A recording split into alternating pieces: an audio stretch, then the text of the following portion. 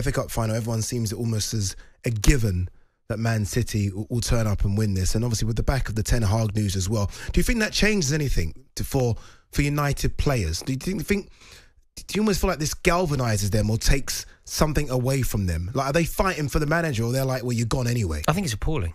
I really do. I think it's appalling. I didn't give Manchester United much of a chance in that cup final as it is. But the fact that we are now all focusing on that club, all eyes on Erik ten Hag, putting added pressure on him, on his players. Whatever happens now, we will look at it and we will be exploring what impact this had. And it was so avoidable. Yeah, you know what the funny thing is? Like, if this was a few months back, everyone would have said, oh, this is how the Glazers behave and it's disgraceful.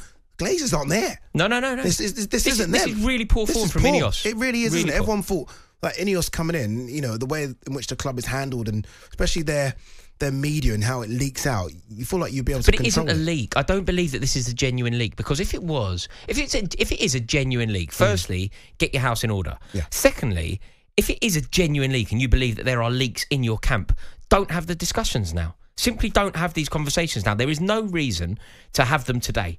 Wait, 72 hours, talk about it all you like. But allow Erik ten Hag to prepare for an FA Cup final. Allow Erik ten Hag to prepare his players for an FA Cup final without the eyes of the world speculating about him getting a tin tack around the cup final, before the cup final, after the cup final. Everybody looking at ten Hag now. It's one of the most pressurised games for one of the most pressurised jobs in world football. You're playing Man City at Wembley in a cup final to stop Man City winning the double, to win Manchester United the FA Cup, to create history. It's pretty pressured as it is. The last thing in the world he needs is a leak coming out of the boardroom suggesting that he's been replaced. I think it's despicable. I really do. No, it's embarrassing. But look, they have previous. I mean, Van Gaal had the same situation, didn't he? I know. He was basically sacked before the FA Cup final win against Crystal Palace. Yeah, I know. And it's quite interesting, isn't it? When you think about why he was sacked, ultimately, Van Gaal was sacked because he struggled to get world-class talent playing to the level that was expected. Remember, his team was sort of Di Maria, Schweinsteiger, Falcao was part of that team. Couldn't get them playing. It's almost identical what's happened here with Ten Hag. Ten Hag hasn't really been able to get a tune yet out of, say, Mason Mount. Never really got the best out of Jadon Sancho. Got the best momentarily out of Casemiro. But it is a sort of mirror image of what's gone on. And we're pushing a decade later. It shows you that there's been no improvement, no change of trajectory for that club since, when was that, 2016? Yeah. We're now 2024.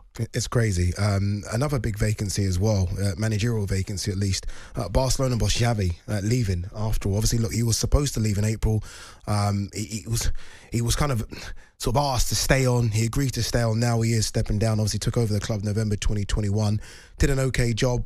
This season, Real Madrid have just looked too good, and unfortunately, nothing he could do to catch Los Blancos. Another managerial vacancy. It's crazy, isn't it? How many top managers are out of jobs? How many top clubs have managerial vacancies? You go through the list.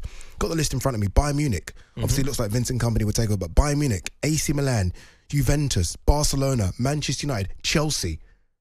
I know. What's going on? The other thing that I find astonishing is, you know, the way that we talk in really glowing terms about the likes of Roberto De Zerbi, or, you know, we really wax lyrical about Kieran McKenna. I think that you can explore their achievements and say that they've done very well for what they've done. You know, De Zerbi did very well with Brighton. In context, it's impressive. Kieran McKenna is certainly pulling up trees with Ipswich. Again, it's impressive. But it feels to me like everybody's gone mad. On AM, on DAB, via the talkSPORT app and on your smart speaker. talkSPORT.